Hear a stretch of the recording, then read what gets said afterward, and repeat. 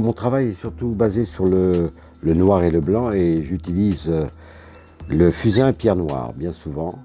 Et en ce moment, j'ai une démarche un peu particulière puisque je prends du charbon de bois et des papiers Japon.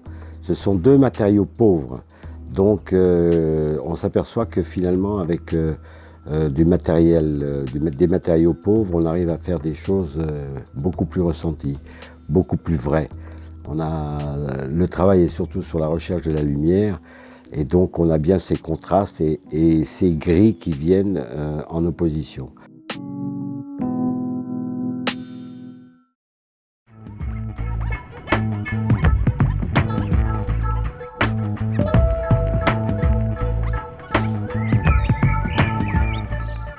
Je m'appelle Anthony Alberti, bienvenue dans mon atelier. Ici c'est un endroit un petit peu magique où le temps s'est arrêté. Je travaille principalement avec des objets que je récupère autour de l'obsolescence programmée, des objets qui ont une vie passée et j'essaye de leur donner une vie de demain. Avec ça j'utilise beaucoup de peinture acrylique, de bombes aérosols, plein de produits, en fait tout ce qui me tombe sous la main et quand je ne sais pas faire, j'apprends à le faire et ça me passionne.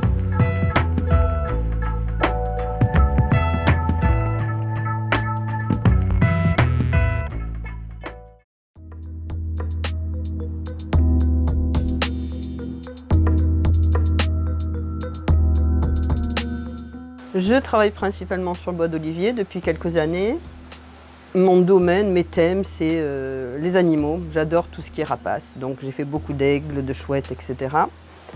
Et ce qui m'intéresse aussi, c'est tout ce qui correspond aux éléments, c'est-à-dire le symbole de l'eau, du feu, de la terre et encore de la nature. La nature me plaît beaucoup. J'ai des outils à main, beaucoup de gouges, de burins, maillets. J'ai aussi des machines comme une tronçonneuse ou une arbothèque qui me permettent de dégrossir. Pour les finitions, j'utilise le papier de verre et le verre cassé.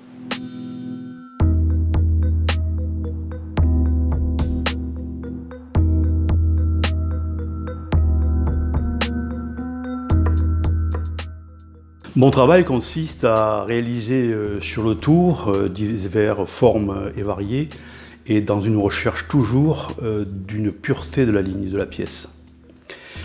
Et donc depuis une quarantaine d'années, je travaille et je tourne la faïence. Alors une faïence blanche qui vient de Limoges, une faïence rouge d'Italie, que je vais décorer, que je vais émailler, que je vais cuire autour de 1000 degrés. Et depuis une quinzaine d'années, j'ai été référencé par les architectes des bâtiments de France à réaliser, à reconstituer à l'identique les céramiques de la Riviera de la Belle Époque.